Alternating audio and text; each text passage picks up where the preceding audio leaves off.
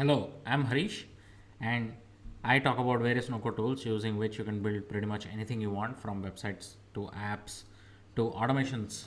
And this is episode 1 of checking out Tally.so. So make sure you check all the episodes in this series. I'm going to talk about all the features that are available on this platform, where you can create aesthetically pleasing forms without having to write any piece of code. And this one is creating forms using Tally.so. Let's just check out the platform in general and also create our first form using the platform. With that, let's quickly get started.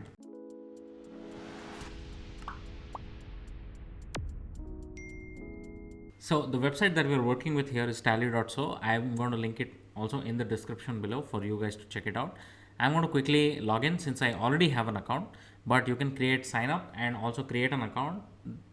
Account creation is not mandatory, but if you create an account, you can also link your forms and view the submissions and all other jazz that is needed once you're done creating the form, right? So I'm just going to quickly use my login.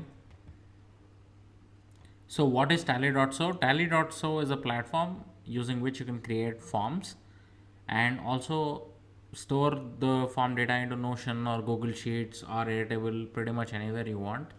Basically, the whole platform gives you the ability to be able to create forms, collect data from your customers or potential users or your website visitors without having to write any piece of code, and also for free. Yes, you heard that right. It is completely free, but that doesn't mean they don't have a pro plan. But there is a pro plan, and I'm going to check out the pro plan and the features of the pro plan as part of the last episode in this series. But for the first one, let's just quickly see what are the features and create our first form. So I'm going to create the first form since we are logged in and in the dashboard. As you can see, this is pretty much the layout. It is as if you are writing a quick document.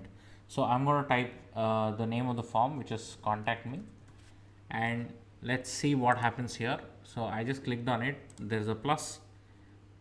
Here I can create any type of field that I want. As you can see, these are all the fields that are available, right? And I can create any type of field that I want. I'll quickly choose the short answer one and click insert. That's it.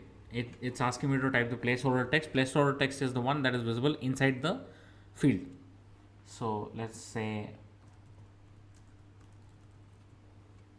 and then I can add another field which is an email if I want to collect the email of the person that is filling up the form.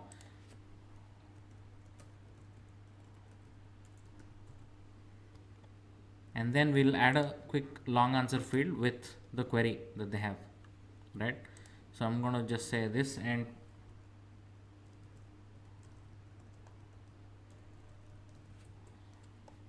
right, so submit works. And if I want to rearrange the forms, I can do drag and drop and rearrange the forms. Pretty sleek. I don't want this empty space. I'm just going to delete that. Perfect. Now that's it, we are ready to go. We can change the label of the button, which is, let's just say, contact me or go. Let's just keep it to go. That's it. As you can see on the top, you'll also find multiple options, which is including the ability to add your own logo and also a cover image. So I can just do cover image and my form will appear like this. And after this, I can click on preview and view the form. This is how my form looks when I do preview, right? Pretty sleek, right? Powered by Tally is also added. And if you want this to be removed, you'll obviously have to pay, but I don't think your customers or your users who are going to fill this form are really going to care about this, as long as they care about what you are offering to them, right? So I'll just skip that part for now. And back to the editor, you can also do publish. And if you click on settings, there are a bunch of options, which is self email notifications, which means you can get email notifications when somebody submits the form. There is a pro feature, we'll get to this in the last episode, but sending emails to the people who submit the form is a pro feature. And then redirect on completion if you want the customer to go to a thank you page, or if you want the customer to go check out a course that you're offering, or a link, or your social media profile for, let's say, Instagram. You can just enable this and enter the URL here. Now self notifications can be the email address that you want to get the notification on, right? So if you want to add different email recipients from apart from you, then that's a pro feature again, as you may have noticed already, right? So for now, if you enable this, the account email will get the response. And what are the other options? There is redirect on completion. You can add your social media link here. You can also limit the number of responses to 50. Let's say you are only taking entries for 20 people, right? You have a limit on, let's say you are running a course and you have a limit of 20 people only to attend. Then you can do limit number of responses. And you can also close the form if you want to end submissions. And you can also close the form on a specific date. Let's say you have a deadline for form submission, you can also do that. And closed form message is where you can customize why the form is closed. So you can enter a title and description and describe why the form is closed. You can just say submissions are now closed since we have passed the deadline or whatever works for you, right? So as I mentioned before, to remove Tally branding, you need to go for the pro account. With that, I think I'll just quickly save this. Oh, right. We can just do 25 here since we enabled it anyways. And then click on save. Now this is completely ready, right? So we have saved the settings, we have updated our form. I'm just going to go back to the editor and click on publish. With that, I think our form should be ready to publish. As you can see, yes.